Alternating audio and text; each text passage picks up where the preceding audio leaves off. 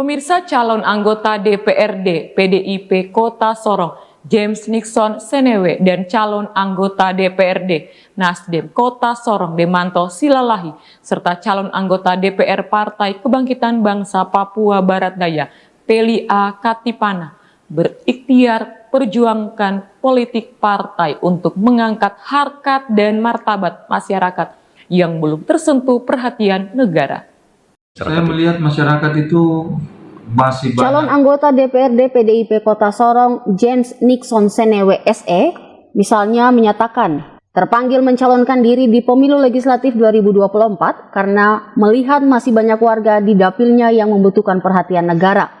Pengusaha muda asal Manado ini menganggap visi misi partai sejalan dengan panggilan nuraninya membantu sesama sehingga terjun di dunia politik untuk memperluas kontribusi membantu mereka yang membutuhkan perhatian negara. Saya melihat masyarakat itu masih banyak yang perlu perhatian dari pemerintah ya. Tentunya kayak di lingkungan saya ini di Kilo 10 ini tentunya untuk kalangan-kalangan anak-anak yang putus sekolah. Nah, itu banyak di yang saya dapati, sehingga itu menjadi motivasi bagaimana caranya kita itu bisa mengambil andil di dalam kita melihat akan keberadaan hidup masyarakat. Kalau misalkan Tuhan izinkan ada duduk untuk menjadi wakil rakyat, saya tidak memposisikan bahwa saya menjadi seorang pimpinan atau apa, tidak, tetapi saya adalah pelayan rakyat.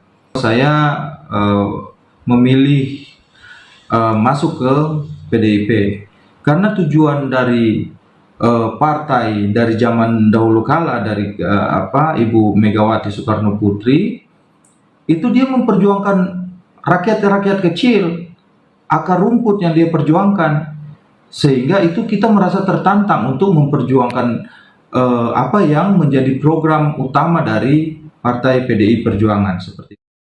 Sementara Ketua Komisi 2 DPRD Kota Sorong, Insinyur Demanto Silalahi yang kembali mencalonkan diri di pemilu legislatif Kota Sorong 2024 menyatakan berikhtiar atau bersungguh-sungguh memperjuangkan politik partai karena menginginkan partainya berbuat banyak di lembaga legislatif Kota Sorong. Misalnya kita ingin tahu apa yang masih kurang dalam pikiran Anda sehingga sampai harus mau maju lagi di periode ketiga. Baik, jadi terima kasih. Saya sudah 2 periode DPRD Kota Sorong ini. Fraksi saya sudah berusaha untuk bagaimana memperbaiki Kota Sorong ini, baik contohnya seperti bagaimana banjir kita atasi, bagaimana sampah, bagaimana kesehatan masyarakat, dan juga persoalan yang lain yang ada di Kota Sorong ini. Jadi selama 2 periode ini sudah berusaha untuk bagaimana ini terlaksana. Namun tadi DPRD ini kan ada lembaga politik di mana kami Partai Nasdem ini punya anggota 2, jadi tidak cukup kuat untuk menyampaikan ini.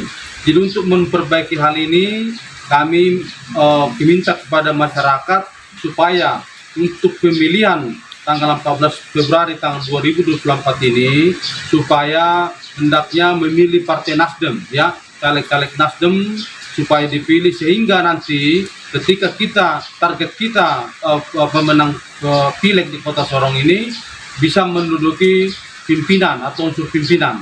Jadi dengan demikian kami punya kuat untuk bagaimana memperbaiki Kota Sorong ini dari berbagai macam persoalan yang dihadapi masyarakat.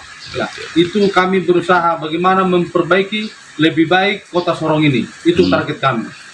Apakah janji-janji seperti ini ke masyarakat waktu Anda kunjungi itu bahasa ini digunakan ya, untuk meyakinkan pemilih nanti? Ya, tentu itu saya sampaikan kepada masyarakat apa yang sudah kita perbuat, apa yang belum tercapai kita perbuat, kita sampaikan kepada masyarakat. Jadi saya minta kepada masyarakat supaya memilih kembali, supaya bisa memperbaiki Kota Sorong ini. Ya, memperbaiki Kota Sorong ini adalah salah satunya DPRD-nya harus kuat. Karena mitra pemerintah eksekutif adalah DPRD. Kalau kualitas anggota DPRD-nya tidak mumpuni, tidak baik, ini akan hubungan eksekutif dengan legislatif akan dia timpang begitu. Jadi sehingga eksekutif tidak berbuat semaunya saja. Kira-kira begitu. Bahkan calon anggota DPR Papua Barat Daya Peli Akatipana terpanggil mencalonkan diri karena tertarik dengan visi partai yang didirikan mantan Presiden almarhum Abdurrahman Wahid dengan slogan partai politik adalah memanusiakan manusia. Saya memilih terjun ke dunia politik karena saya merasa dunia politik itu untuk mengangkat hak-hak seseorang, terutama perempuan. Kenapa saya bilang perempuan? Karena saya sebagai ibu rumah tangga juga cukup merasakan beban ekonomi yang begitu sulit. Oleh sebab itu, jika Tuhan sayangkan dan saya terpilih, saya pasti akan memperjuangkan hak-hak perempuan, terutama ibu-ibu rumah tangga. Kenapa pilih PKB? Saya tertarik sama visi almarhum Pak Gus Dur yang adalah memanusiakan manusia. Sehingga saya memilih untuk bergabung bersama PKB. Ternyata politik bagi ketiga caleg ini adalah kunci memahami masalah untuk dicarikan solusinya, sehingga terpanggil mengawasi kebijakan publik dan mensolusikan ketimpangan sosial melalui kerja-kerja politik. Tim Liputan CWM Channel.